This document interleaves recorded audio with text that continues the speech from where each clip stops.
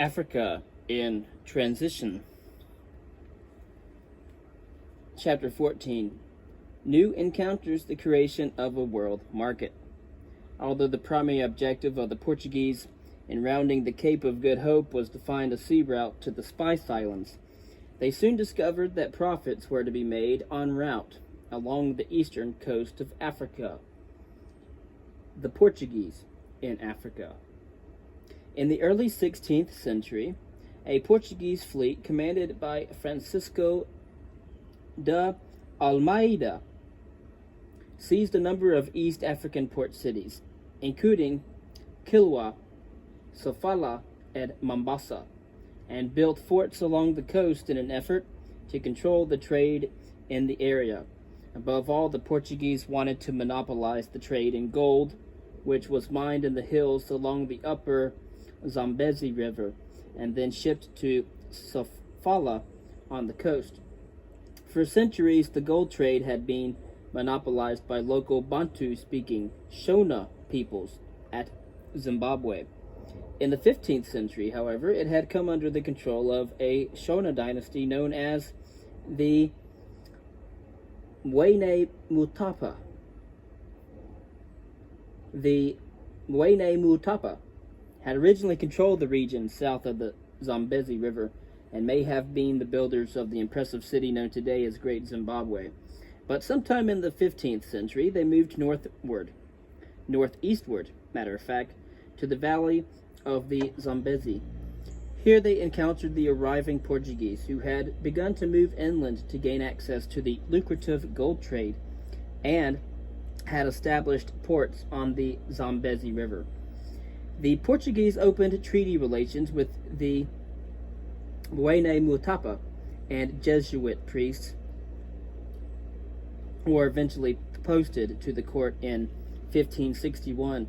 At first, the Mwene Mutapa found the Europeans useful as an ally against local rivals, but by the end of the 16th century, the Portuguese had established a protectorate and forced the local ruler to grant title to large tracts of land to European officials and private individuals living in the area. Eventually, those lands would be integrated into the colony of Mozambique. The Portuguese, however, lacked the personnel, the capital, and the expertise to dominate local trade, and in the late 17th century, a vassal of the Mwene Mutapa succeeded in driving them from the plateau. His descendants maintained control of the area for the next 200 years. North of the Zambezi River, Bantu-speaking peoples were coming under pressure, not only from the Portuguese, but also from pastoralists migrating southward from the southern Sudan. The latter were frequently aggressive and began to occupy the Rift Valley and parts of the Lake District that had previously been controlled by Bantu-speaking farmers. In some cases, the conflict between farmers and pastoralists was fairly clear-cut. In Rwanda and Burundi, immediately west of Lake Victoria, farming Hutu peoples defended their hilltop communities against roving Tutsi pastoralists occupying the surrounding lowlands. The Dutch in South Africa. The first Europeans to settle in southern Africa were the Dutch. After an unsuccessful attempt to seize the Portuguese settlement on the island of Mozambique off the East African coast in 1652, the Dutch set up a way station at the Cape of Good Hope to serve as a base for their fleets en route to the East Indies. At first, the new settlement was intended simply to provide food and other provisions to Dutch ships, but eventually it developed into a permanent colony. Dutch farmers, known as Boers, and speaking a Dutch dialect that evolved into Afrikaans, began to settle in the sparsely occupied area outside the city of Cape Town. And the temperature climate and the absence of tropical diseases made the territory near the Cape almost the only land south of the Sahara that the Europeans found suitable for habitation. The Dutch, like their chief rivals, the English and the French, also took advantage of the decline of the Songhai Empire to become active in the West African trade in the middle of the 16th century. encroaching particularly on the Portuguese spheres of influence. During the mid-17th century, the Dutch seized a number of Portuguese forts along the West African coast, while at the same time taking over the bulk of the Portuguese trade across the Indian Ocean. The slave trade.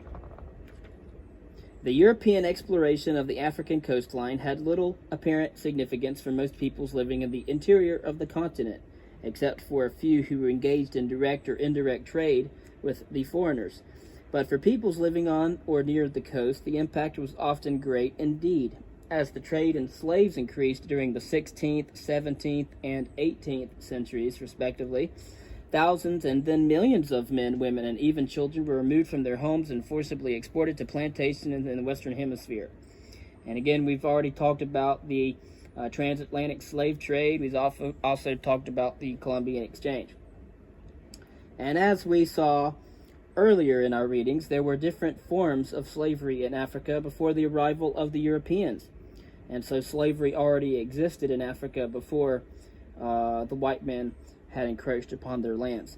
For centuries, slaves, often captives seized in battle or in raids between neighboring villages, had been used in many African societies as agricultural laborers or as household servants.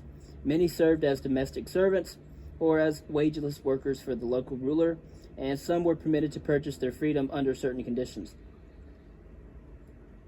After the expansion of Islam south of the Sahara in the 8th century, a vigorous traffic in slaves developed as Arab merchants traded for slaves along routes snaking all the way across the Sahara or up the Nile River Valley.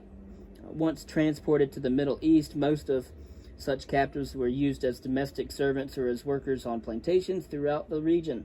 Slavery also existed in many European countries as well, where a few slaves from Africa or Slavic-speaking peoples captured in war in the regions near the Black Sea.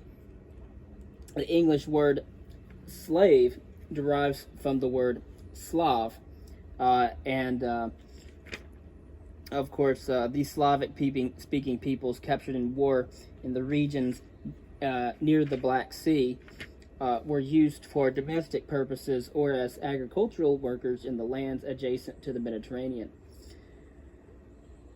With the arrival of the Europeans in Africa in the 15th century, the African slave trade changed dramatically. Although the change did not occur immediately, at first the Portuguese simply replaced European slaves with African ones. During the second half of the 15th century, about 1,000 slaves were taken to Portugal each year. The vast majority were apparently destined to serve as domestic servants for affluent families throughout Europe. But the discovery of the Americas in the 1490s and the subsequent planting of sugarcane in South America and on the islands of the Caribbean changed the situation.